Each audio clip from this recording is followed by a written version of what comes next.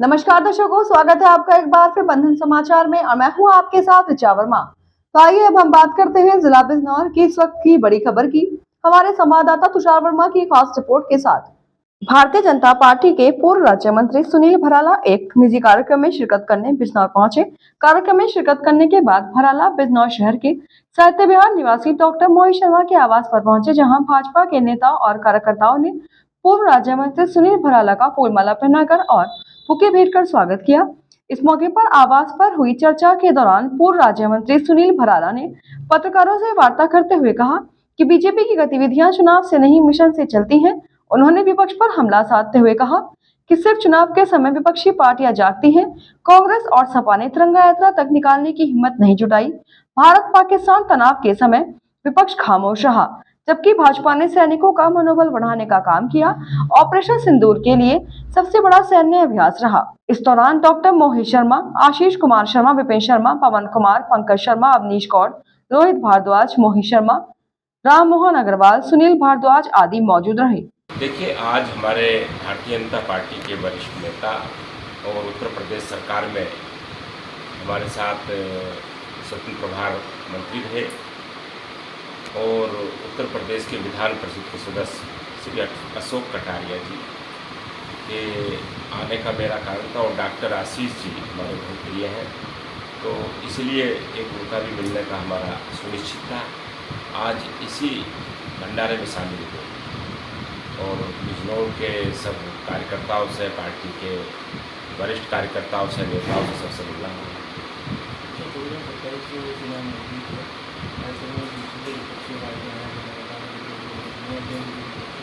देखिए, विपक्षी पार्टियां जो हैं वे तो चुनाव जब आता है तो उनकी गतिविधि बढ़ती है।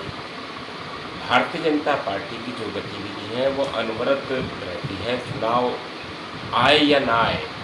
तो हमारा तो गतिविधि चुनाव संपूर्ण होने के बाद, रिजल्ट आने के बाद से ही प्रारंभ हो जाता है और अनवरत आप देखते भी होंगे, आप सब लोग उसे कवर भी करते हैं कि भारतीय जनता पार्टी का कार्यकर्ता एक ऐसा कार्यकर्ता है जैसे एक मिशनरी कार्यकर्ता के रूप में काम करता है और वो अनवरत समाज के हित में, राष्ट्र के हित में और अपने धर्म के आधार पर, उसके आधार पर वो हमेशा कार्य करता रहता है। तो कोई ना कोई प्रकल्प हो या कोई ना कोई अभियान हो तो उसमें अनवरत वो व्यवस्था उसकी रहती है। जैसे आपने विगत दिनों में भी देख रहे होंगे तो देश में किसी भी राजनीतिक दल को किसी ने मना नहीं किया और किसी ने कहा भी नहीं है उनको।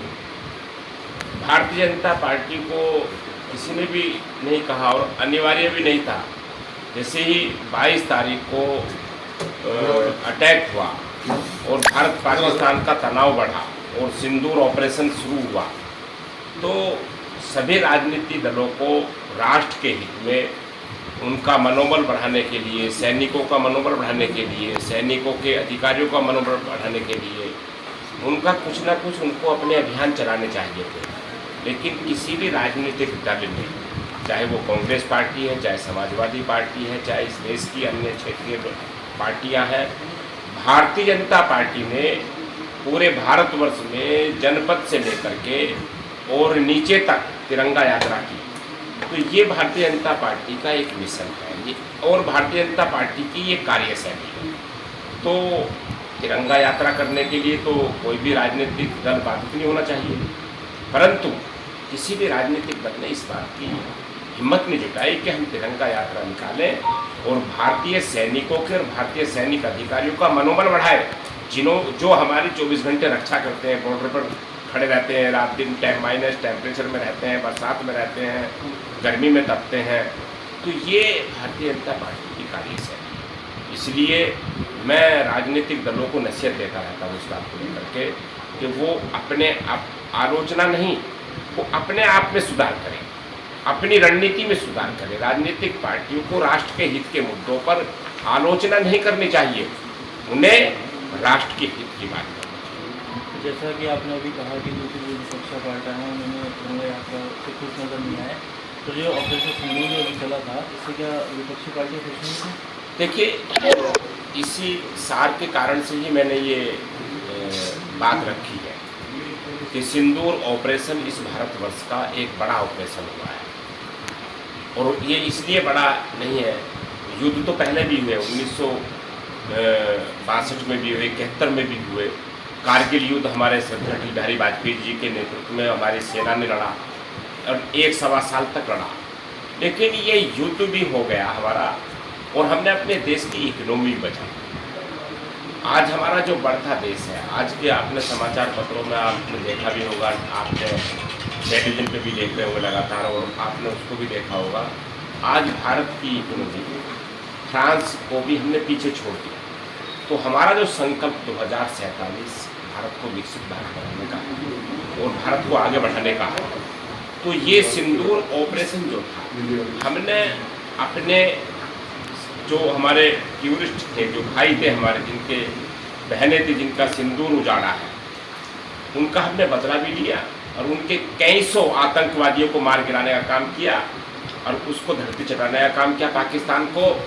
और विश्व में किसी की औकात नहीं रही कि जो बात करे भारत से। इसीलिए इरिटेट हो गए हैं डोनाल्ड ट्रंप भी, वो इरिटेट है इस समय भारत से, इसीलिए उसके वे कारनामे दिखाई दे रहे हैं कि जो डोनाल्ड ट्रंप के जो दिखाई दे रहे हैं गतिविधि, कभी वो एप्पल फ़ोन को व्यापार करने से रोकने की बात कर रहे हैं, कभी कुछ निर्णय ले रहे हैं, कभी कुछ निर्णय ले रहे हैं। वो सारे जितने भी उसके हथकंडे हैं अमेरिका के, तो वो भारत से इरिटेट है, भारत की बढ़ती लोकप्रियता से इरिटेट है, भारत की जो इकोनॉमी बढ़ रही है उससे वो परेशान है। ये भारत है। तो ये थी इस वक्त की बड़ी खबर और ऐसे ही ताजा खबरों की जानकारी के लिए हमारे चैनल को सब्सक्राइब करें और देखते रहें बंधन समाचार।